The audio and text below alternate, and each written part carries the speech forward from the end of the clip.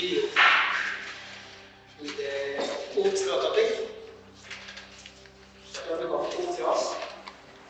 And today we want to move to stretching for materials. The main topic is this hooks.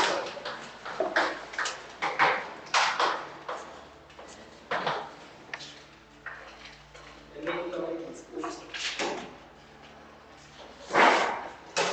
The subtopic is stretching for materials.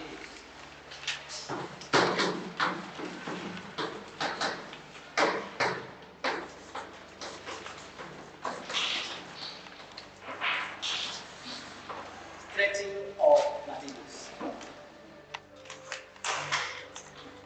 Different materials have got the different abilities either to break or to stretch. One of the materials stretch when loaded.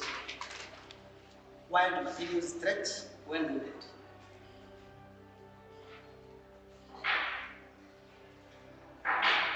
Can you get the response? While the materials stretch when loaded. Now, which materials stretch?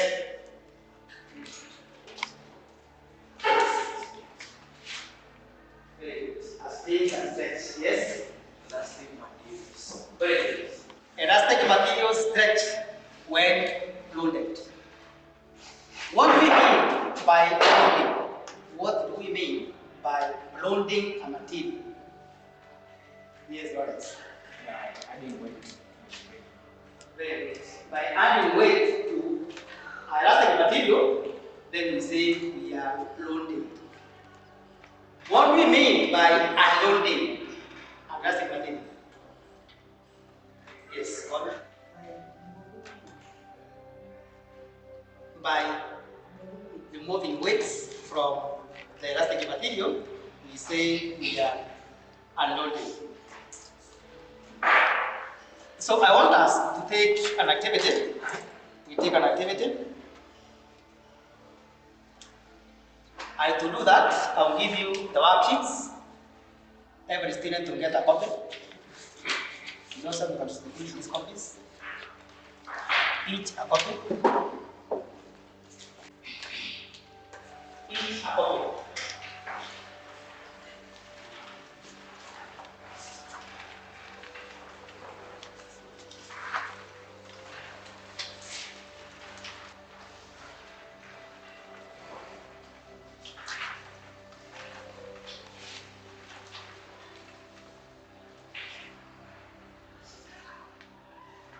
So now we're in agreement that the different materials have different properties. There are those materials that are able to stretch. There are those materials that are not able to stretch. The materials that are able to stretch are referred to as elastic materials. Elastic materials. Materials that are not able to stretch are referred to as plastic materials. In your worksheet, you are going to group yourselves into 5 groups. 5 groups. Each group will have 4 students. Then, just next to where you are seated, there is apparatus. There is some apparatus just where you are seated. On that bench where you are seated, this one is called a spring balance. This one is called a spring balance. A spring balance is graduated one side in grams and the other side in newtons. One side on the left hand side in grams, on the right hand side in newtons. So using this spring balance and the masses that are provided on the bench, these are the masses. This is one mass, one round mass, then the other one, and there are five masses on the bench where you are. You undertake activity number 1. Activity 1 in the worksheet. This worksheet is somewhere written activity 1 in groups of 4. You are provided with a metal prop. Metal prop is this one, and there are 50-gram masses each. With the hooks, it has a hook. This one is the hook. This one. So with that, you have also a spiral spring just next to you. This one is a spring. Then you also have a spring balance. This one. This one is spring balance. Then with those apparatus now, you weigh the metal block using the spring balance and record its weight, W1. That means you suspend this 50 gram mass and then indicate the answer in newtons. Indicate the answer in newtons as indicated by the spring balance. You read from the right hand side of the scale. Then you record in the worksheet. You proceed to Roman 2, combine two 50 gram masses and repeat one above. Record again what weight is indicated by the spring balance. You proceed with the three masses and then with the four masses you complete that activity. So in your groups proceed. In your groups proceed. Activity number 1.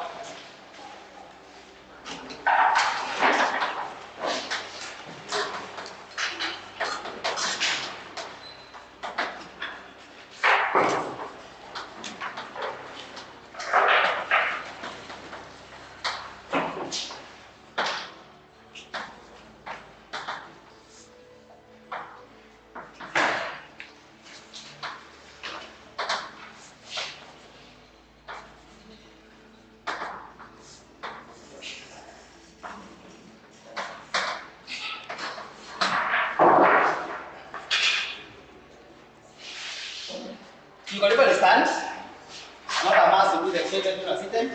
You can even stand so that you view the results carefully. Remember, your eye must be horizontal with the level of the pointer.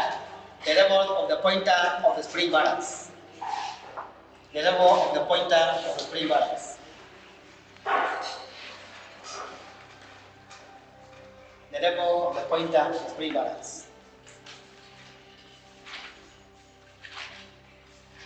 The level of the pointer. This time we are not using the meter rule. This time we are using the spring balance and the masses only as directed in activity 1. As directed in activity 1. Was just what is the first reading? Continue.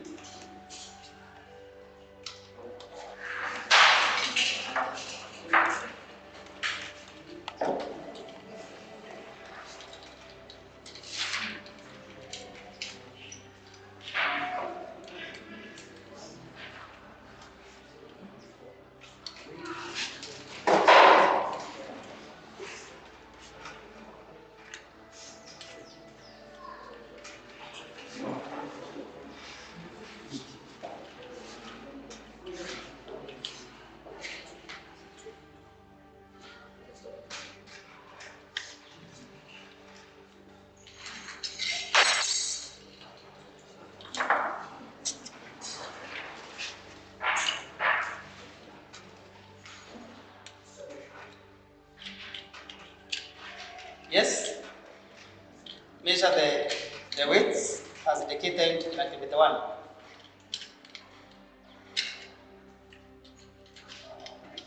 There's a wrong scale here.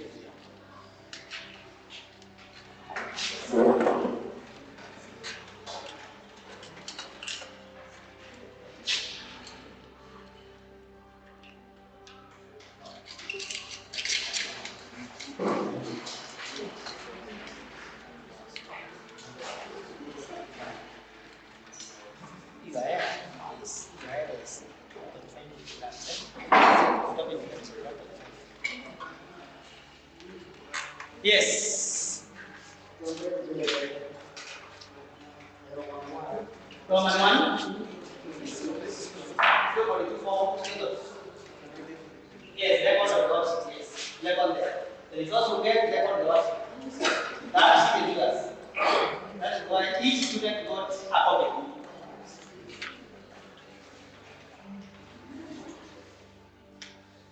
Give the sign of newtons.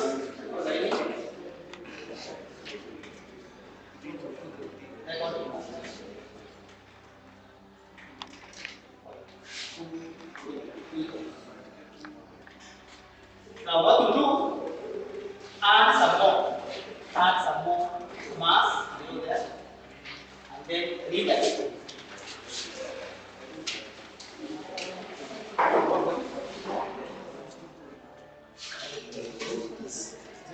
in newtons.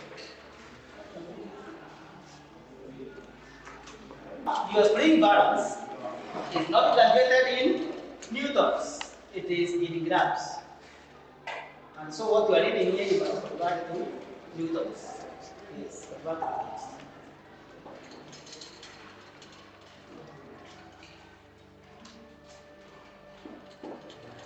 Don't check the table. Karani, don't check the table.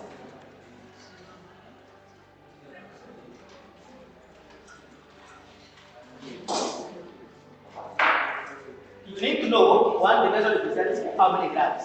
One dimension represents how many grams. Here they are 5. So every dimension is 5 grams. Well, Alex.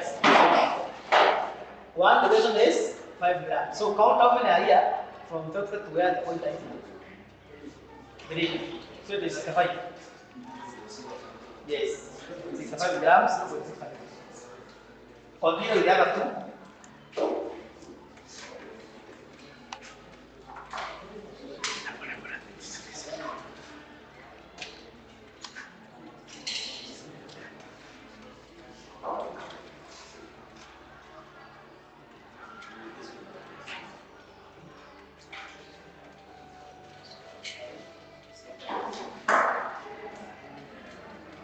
By now, you are doing the grade 1. By now, you are doing the grade 1 because the equal of the is. Where is that 1? Kerja? 0.50. Correct. When the mass is only one single mass, the force indicated on the spring balance is 0.50. What about when there are 2? Yes, Mark. 1.0. Very good. 1.00 newtons. Now we move to when they are 3 and they are similar. Yes. Very good. There is something that you notice. What about when they are 4? Michael? 2.00 newtons. The masses were similar, and therefore, when we increase the masses in equal intervals, we notice that the intervals are also increasing. Now I want us to move to activity number 2 in the worksheet. In the worksheet, in groups, in 5 groups, each with 4 students, the way you are provided with the 4 50 gram masses, a spiral spring, a meter loop, and a complete stand.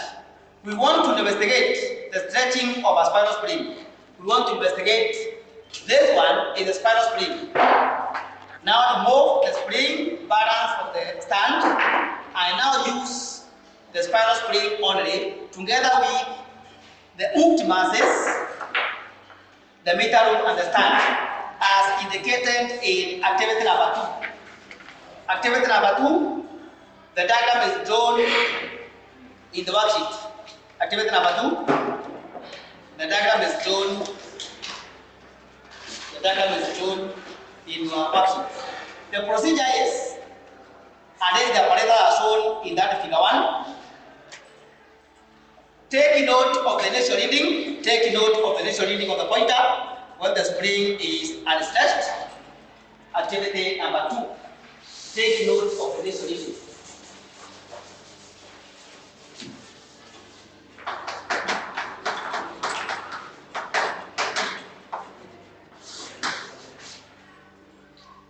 Take note of the initial reading and now.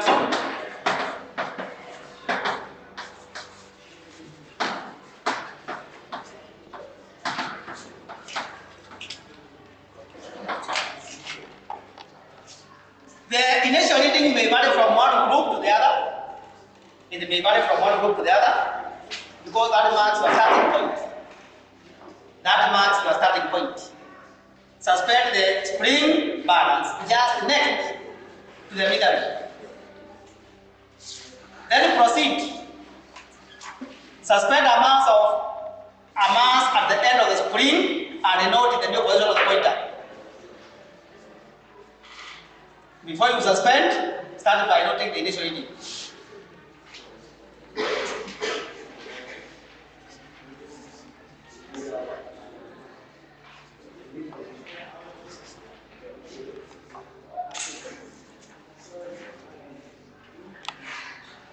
Start by noting the initial reading, then from there suspend a mass of 50 grams, which is an equivalent of 0.5 milliliters that we got earlier.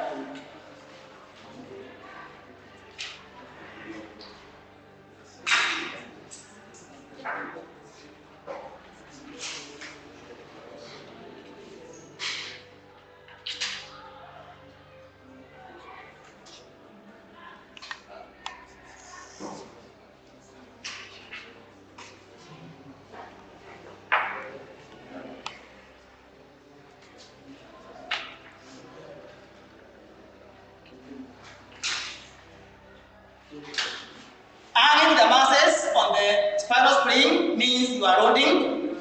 So in the table where you indicate the loading, you are hanging the masses as you take notes, as you record the readings. Then when you start removing the masses, you are unloading. Then finally, you get the average, the mean, when loading and when unloading. In the worksheet, when loading and when unloading.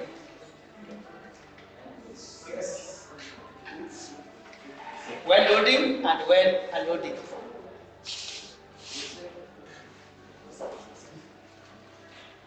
Yes.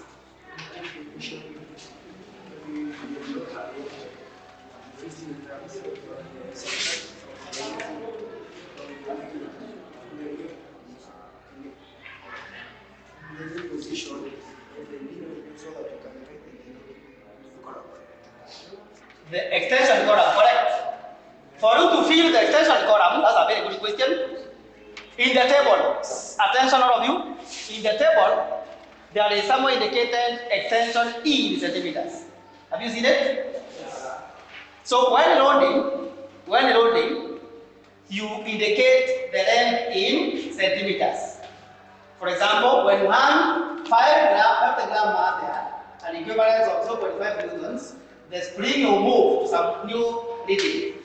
That new reading is the one that we record in the table when the mass is 0.5 newtons.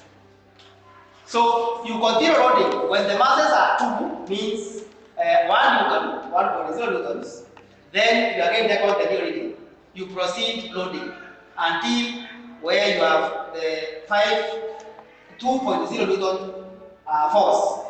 After you are doing the loading, start unloading from backwards. You unload the first one, record the reading. Then unload the second one, record the reading. Then you get the average.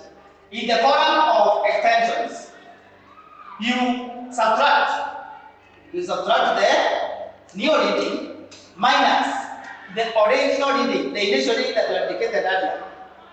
You subtract. Say for example, in the first case you got the initial reading was 5 centimeters. When loaded, it moves 8 centimeters. The extension is 8 minus 5. That is now the column for E. So you fill using the mean values. You fill the extension column using the average values you already got in the scale readings. That was a very good question. Then in the last column, you got the ratio of the force against extension. The force is on the third column, then the ratio of F divided by the extension you got in the second last column.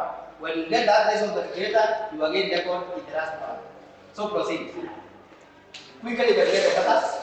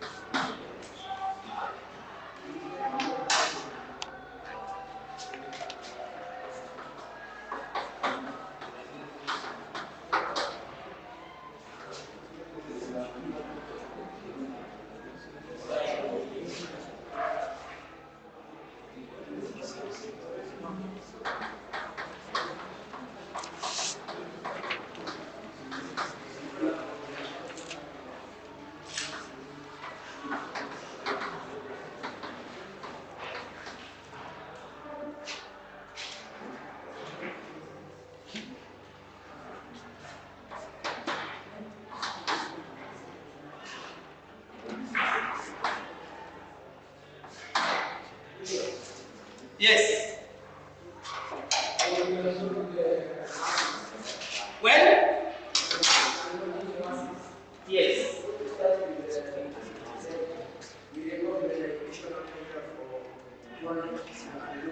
When unloading,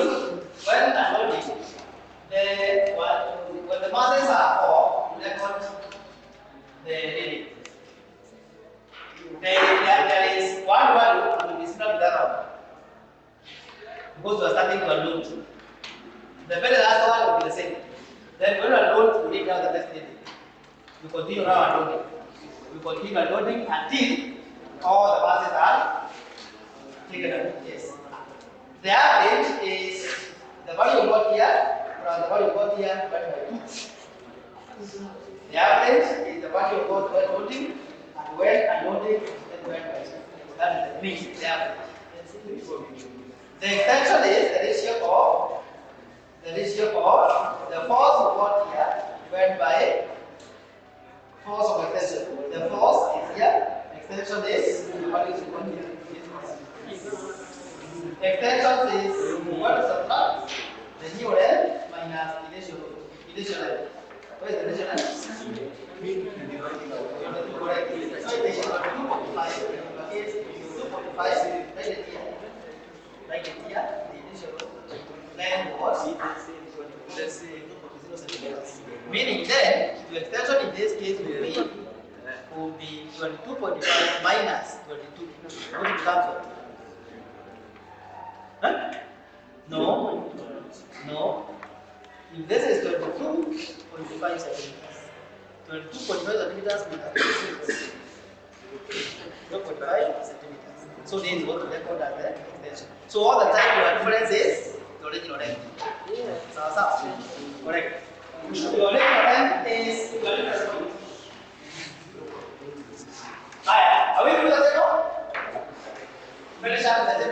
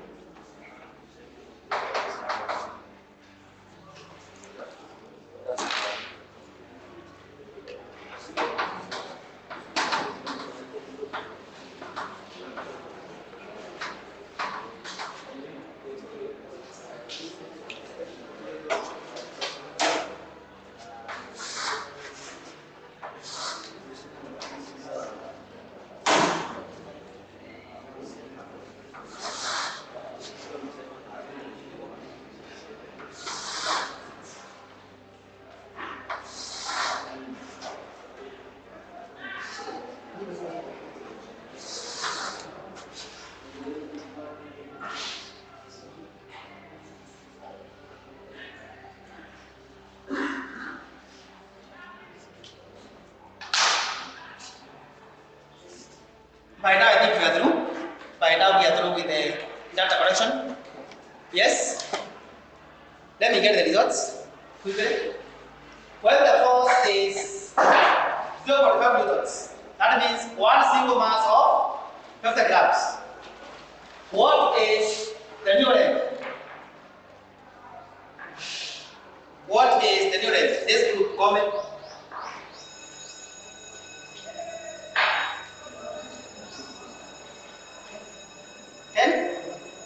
The initial one was 10.0. So the extension is The difference between the two? 0.5. Hello? Karani. Second data. Second datum. When the masses were 2, that means what about the results? What was the extension? 1.0. Extension means the new length minus initial length.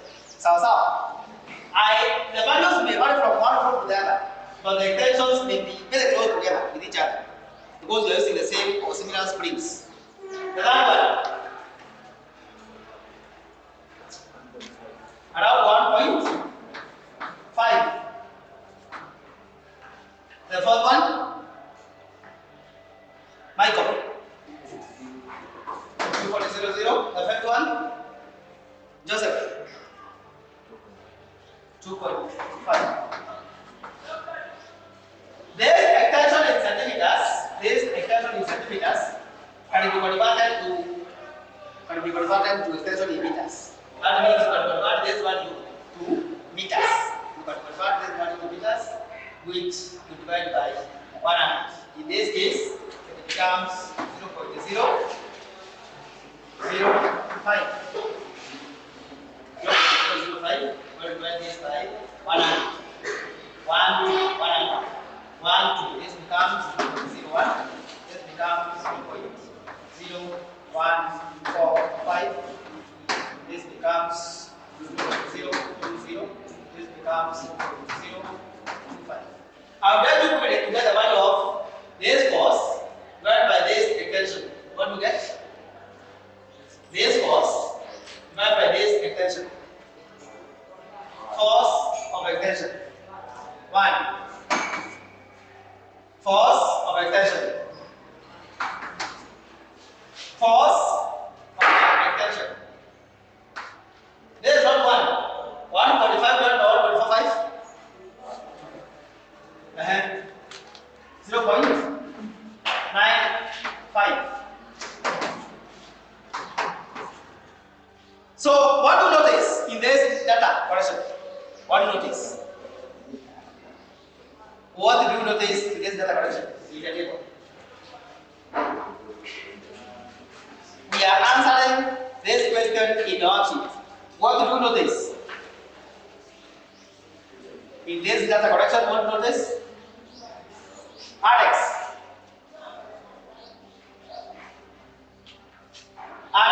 What do you notice in this data? The last column is giving a constant number. Very good. The last column is giving a constant number. That constant number is called the spring constant.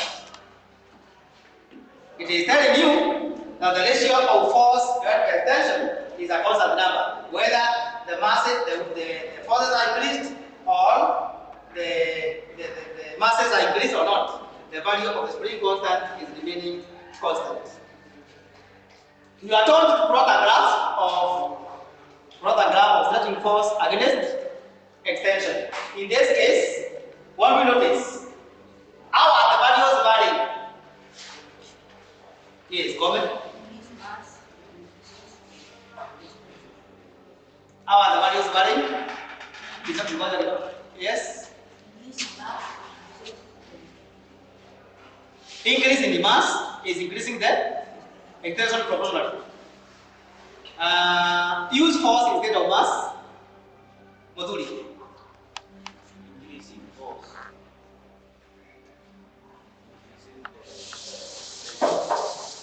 Increase in the force. Increase in the force is making the extension to increase constant. How are they increasing?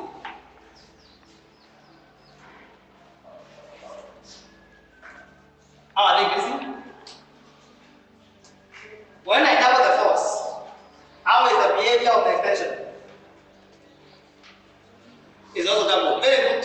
Is also doubled. Doubling the force also makes the extension to be doubled. When that happens, we use the word proportionally.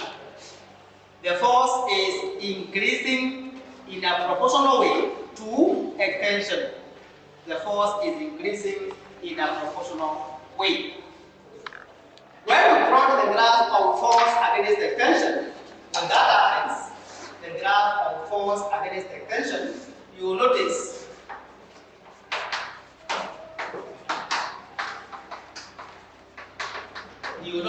that this graph is a straight line graph. From the origin, I'll show you. The graph of force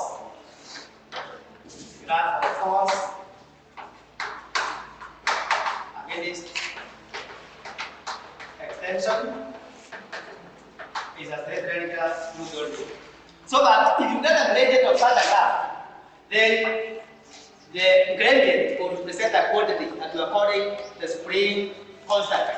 If you get the gradient of such a graph, then that gradient will represent a quantity that we call the spring constant. This relationship between force and extension was discovered by a scientist called Robert Hooke. Robert Hooke is the one who discovered this relationship, that the two are varying in a proportional manner. Robert Hooke said, for a helical spring or other elastic material, the extension is directly proportional to the stretching force, provided the elastic limit is not exceeded. I repeat that. For a helical spring or other elastic material,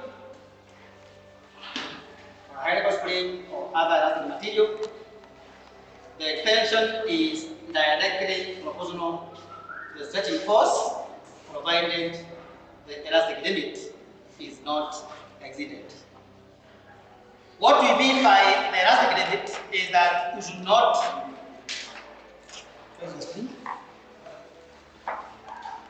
What I mean by not exceeding the elastic limit is that you are not required to overstretch this spring such that it becomes a straight wire.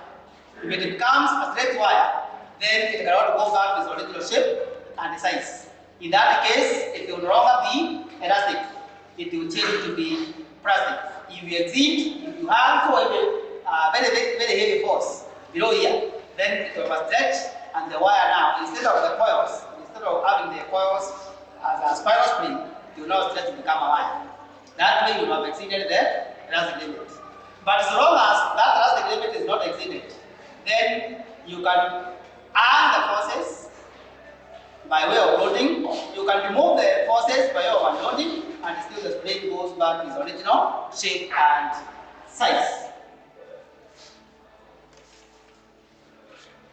I don't know whether is somebody got a question so far. Any question so far? Yes? From the experiment, how can we come up with a conclusion of stretching of materials? Stretching of materials. What is the conclusion in this experiment that we've done? What is the conclusion in this experiment we've done? Macharia? Yes.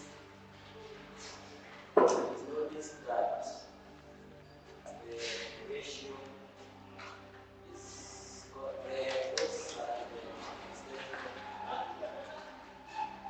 we notice that the force is varying. The force is varying proportionally with the extension. The conclusion is the force is varying proportionally with the extension. What that means is that when you increase the force by way of doubling, then even the extension is doubled. When you triple the force, say for example from 2.5 to 1.5, even the extension is tripled. Within experimental errors, the force is directly proportional to the extension. It's a very good question, Lawrence. Any other question? This was discovered by Robert Hooke. State Hooke's law. Yes. for a helical spring or other elastic material, extension is directly proportional to the stretching force, provided the elastic limit is not exceeded. Provided the elastic limit is not exceeded. In equivalence. That is correct. We are coming to the end of this lesson. Your assignment is using the data in your worksheet. Using the data in your worksheet. Draw the graph accurately. Draw the graph accurately in your graph books. In your graph books. Draw the graph accurately in your graph books. Do the graph of stretching force. Stretching force against extension. Against extension. I'm expecting you to make an appropriate choice of your scale. An appropriate choice of your scale. Leveling of the axis. Let the quantities on the axis be force in newtons, then the extension in centimeters. Then transfer the data from the table of your worksheet to the graph paper. That is plotting. Then draw the baseline of it using a straight ruler. Your graph, I'm expecting, your graph will pass through the origin. The origin is the point 0, 0. I'm expecting that your graph will pass through the origin. And because this is an experiment that is obtained by human data collection, some points may lie outside the straight line. If they do, then you draw what is called the base line of fit. The base line of fit is where most of the points from the table are within the line itself that you're drawing using your ruler.